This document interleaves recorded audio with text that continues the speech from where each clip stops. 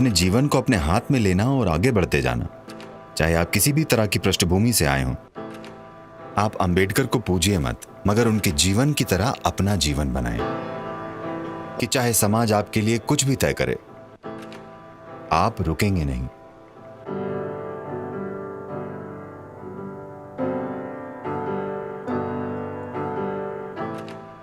देखिए, दुर्भाग्यवश सभी नेताओं को किसी न किसी ने हथिया लिया है। अगर आप सरदार पटेल कहते हैं तो कांग्रेस कहेगी वे कांग्रेसी थे, आप उनकी बात क्यों कर रहे हैं? अंबेडकर कहें तो कहा जाता है वे दलित थे, आप उनकी बात क्यों कर रहे हैं? जिन भी लोगों ने इस देश के लिए काम किया है, उनका सभी के लिए प्रेरणा बनना महत्वपूर्ण है।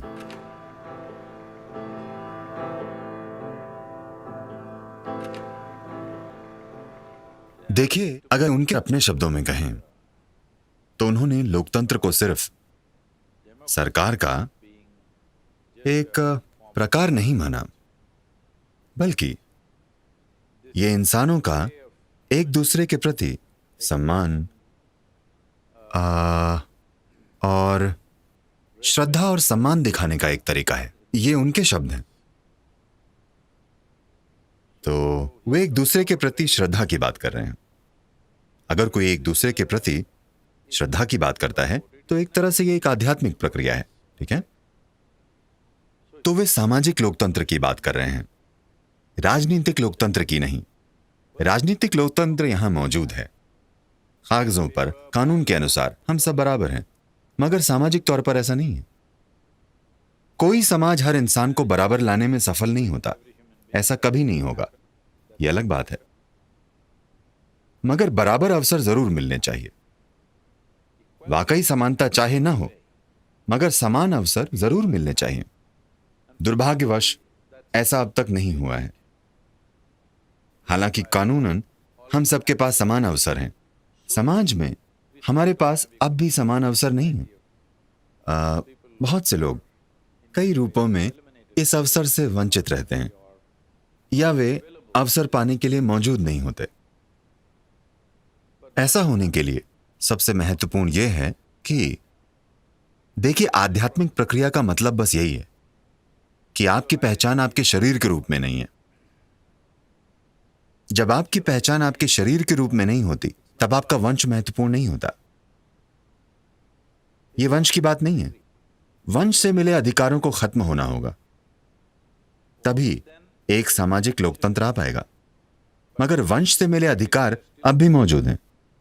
Who is your father is still of some consequence. आपके पिता कौन हैं, यह अब भी महत्वपूर्ण है, इसे खत्म होना होगा। मेरे पिता कौन हैं, यह आपकी समस्या नहीं है। यह मेरा व्यक्तिगत मुद्दा हो सकता है, पर आपका नहीं। मैं कौन हूं, यही आपके लिए मायने रखता है। समाज में इसे लाना होगा, यह अब तक नहीं हुआ है। We are in many ways practicing feudalism. कई रूपों में हम एक लोकतांत्रिक प्रणाली के जरिए जागीरदारी चला रहे हैं। जब भी चुनाव होता है तो जाति, वर्ग, धर्म की इतनी बात क्यों होती है? आप किसकी पूजा करते हैं, किस जाति के हैं, इससे क्या फर्क पड़ता है? मगर फर्क पड़ता है क्योंकि हम लोकतांत्रिक तरीकों से जागीरदारी चला रहे हैं। हर कोई जानता है कि अगर ये जाति आपसे जुड़ती है तो उसका प्रतिशत क्या है, अगर वो धर्म आपसे जुड़ता है तो उसका प्रतिशत क्या है। अंबेडकर की दृष्टि एक सामाजिक लोकतंत्र की थी, सिर्फ राजनीतिक लोकतंत्र की नहीं, क्योंकि राजनीतिक लोकतंत्र या कोई भी लोकतंत्र एक अंतहीन बहस और छलावा है। यह तभी सार्थक है जब हम सामाजिक लोकतंत्र प्राप्त करें। असल में सिर्फ राजनीतिक लोकतंत्र कई रूपों में एक बाधा है। हम वहां सीधे सीधे नहीं पहुंच सकते। हमें पहले राजनीतिक लोकतंत्र लाना होगा, फिर सामाजिक लोकतंत्र तक पहुंचना होगा, और वही हम कर रहे हैं। मगर 70 सालों के बाद मैं कहूंगा कि हमारी रफ्तार थोड़ी धीमी है। तो आप एक पुरुष हैं, आप स्त्री हैं, आप ये हैं, वो हैं, कौन सी जाति, कौन सा वर्ग, ये मायने नहीं रखता। यही वे लाने की कोशिश कर रहे हैं। दुर्भाग्यवश अब भी कानूनन दलितों के पास समान अधिकार हैं, मगर सामाजिक रूप से हमने ये हासिल नहीं किया है। अब भी उतना ही भेदभाव होता है। वे अपने जीवन का ये दिल को छूने वाला एक किस्सा बताते हैं। जब वे 9 साल के थे, वे एक गांव से कहीं और जा रहे थे, जहां उनके पिता काम करते थे, पुणे या कहीं और। ये 9 साल का लड़का और उसका बाकी परिवार सफर कर रहा था। जब वे रेलवे स्टेशन पर उतरे तो उन्हें वेटिंग रूम में नहीं रुकने दिया गया। कोई बैलगाड़ी उन्हें अपनी मंजिल तक ले जाने के लिए तैयार नहीं थी। काफी कोशिश के बाद एक बैलगाड़ी वाला उन्हें ले जाने को तैयार हुआ, मगर वो उन्हें बैलगाड़ी पर बिठाकर खुद पैदल चला, क्योंकि वो उन लोगों के साथ बैलगाड़ी पर नहीं बैठना चाहता था, क्योंकि उस समय में यह माना जाता था कि उनके छूने से आप अपवित्र हो जाएंगे। दुर्भाग्यवश ये ग्रामीण भारत में आज भी सच है। उस हद तक नहीं, मगर आज भी सच है। ये सोच कि किसी दूसरे इंसान के छूने से आप अपवित्र हो जाएंगे या आप पर उसकी छाया पड़ना भी आपको अपवित्र बना सकता है, दुर्भाग्य से आज तक कायम है। लोगों की एक पीढ़ी के रूप में हमें इसे अब खत्म करना चाहिए, क्योंकि अगर हमने इसे ठीक नहीं किया तो एक गणतंत्र के रूप में भारत का विचार ही असफल हो जाएगा।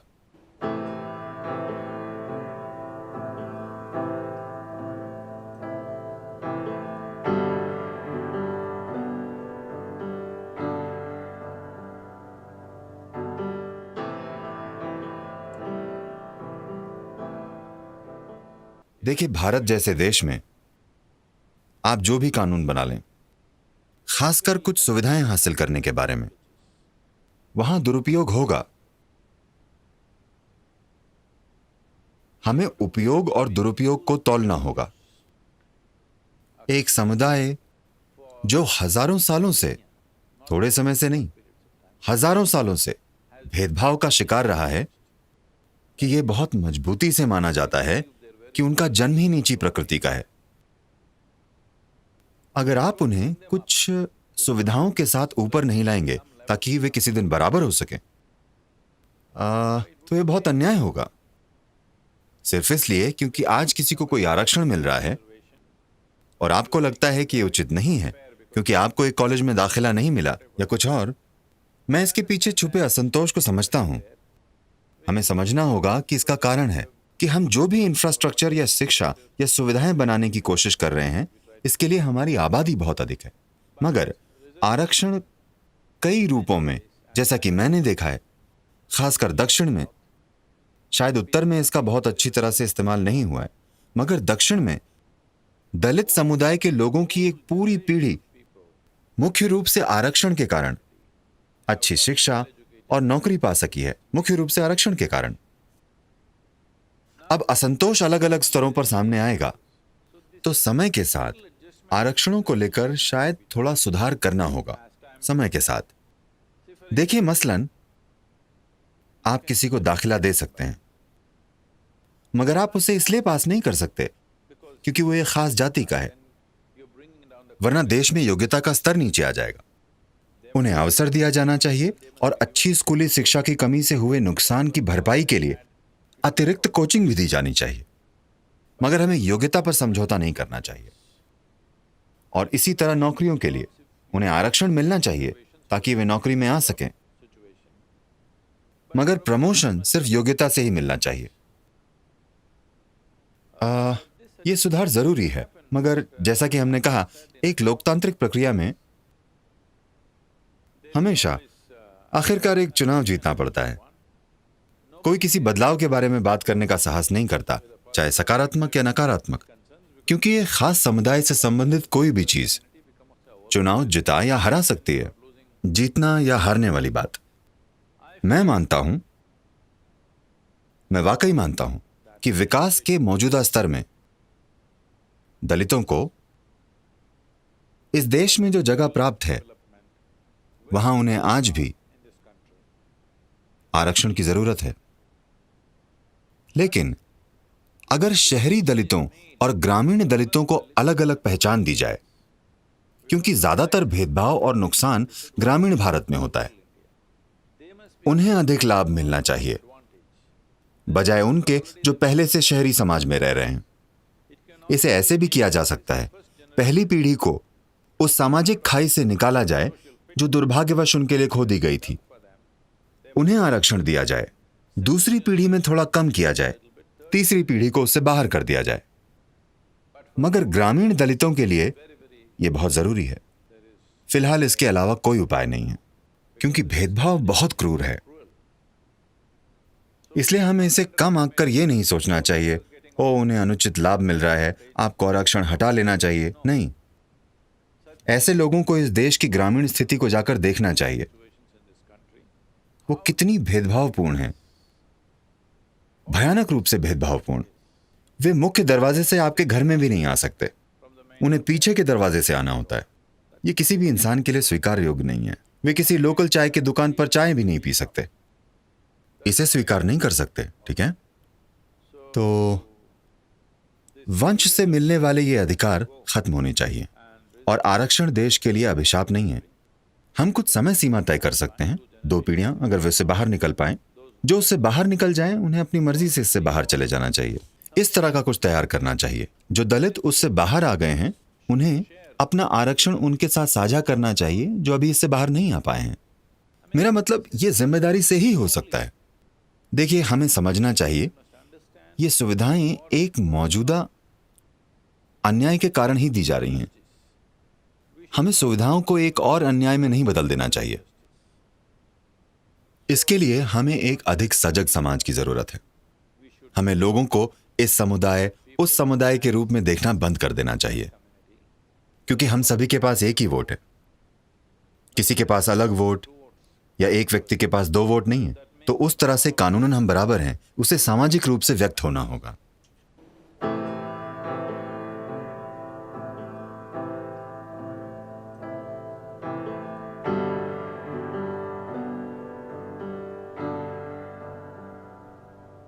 देखिए, अंबेडकर अपना जीवन अपने हाथ में लेने के एक शानदार उदाहरण है।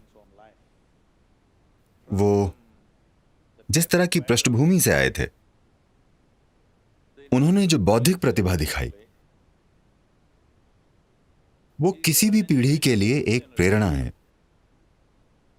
सामाजिक नुकसानों से उन्होंने हार नहीं मानी। उन्होंने उसके बारे में पर्याप्त बोला या नहीं, बात यह नहीं है। यही उनका जीवन है, अपने जीवन को अपने हाथ में लेना और आगे बढ़ते जाना, चाहे आप किसी भी तरह की पृष्ठभूमि से आए हों। मगर हर इंसान से वो करने की उम्मीद करना जो उन्होंने किया, उचित नहीं है। आपको उनके लिए थोड़ी सुविधा देनी होगी। ये बहुत शर्म की बात है। व्यक्तिगत रूप से मैं शर्मिंदा महसूस करता हूं कि आज भी, हालांकि हम सैकड़ों गांवों में सक्रिय हैं, हम आज भी उसे बदल नहीं पा रहे हैं। मैं कोशिश करके देख चुका हूं। आप बस टकराव पैदा करते हैं, वो फट पड़ेगा। इसलिए मैं मानता हूं, दलित समुदाय के लिए, For the Dalit community, education, education, education. Economic success must happen because of education. शिक्षा से आर्थिक सफलता मिलनी चाहिए और उन्हें उन समुदायों से बाहर निकलना होगा, तभी बदलाव आएगा। या सिर्फ इसे पीढ़ीगत बदलाव होना होगा। इस पीढ़ी में अगर उसे बदलना है तो उन सभी को उच्च शिक्षा हासिल करनी होगी और उन ग्रामीण समुदायों से बाहर निकलना होगा जहां चाहे कुछ भी हो, उन्हें निचले स्तर पर रखा जाएगा। यह बहुत कमजोर बनाने वाला भेदभाव है।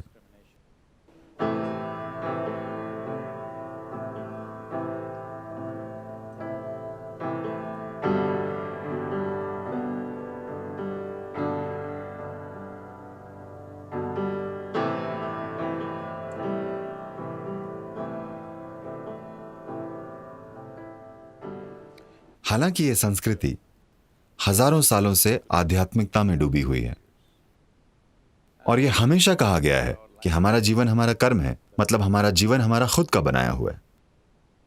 इसके बावजूद पिछले कुछ 100 सालों में हम इतने लाचार हो गए हैं। मैं कहूंगा कि यह लगभग 1000 सालों तक एक अधीन देश होने का नतीजा है। जब तक कि आप ऊपर मौजूद किसी व्यक्ति को खुश नहीं करते, आपका गुजारा होना मुश्किल है। मेरे ख्याल से यह भारतीय मानस में बहुत गहरा उतर गया है। और जब तक एक अच्छा नेता आता है, जब एक काबिल नेता आता है, जब एक योग्य नेता आता है, उसे नेतृत्व की कई परतों की जरूरत होती है। इसकी बजाय उसकी पूजा होने लगती है। अपनी पूजा से वो क्या करेगा? दुर्भाग्यवश हम नेतृत्व की उन कई परतों को नहीं बना पाए हैं, क्योंकि ये एक अधीन देश की मानसिकता है, खासकर तब जब वो सैकड़ों सालों तक अधीन रहा हो, जहां लोग धीरे धीरे समझ जाते हैं अगर आप अपना सिर उठाएंगे तो आपका सिर कट जाएगा, बेहतर है सिर को झुका कर रखें, अपना काम करें और चले जाएं। अगर आपको कुछ चाहिए तो जो ऊपर बैठा है उसकी चापलूसी करें। ये चीज हमारे अंदर बहुत ज्यादा गहरी समा गई है। मेरे ख्याल से कई रूपों से अंबेडकर इसके खिलाफ लड़े कि नेताओं और राजनेताओं को आधा भगवान मत बनाइए।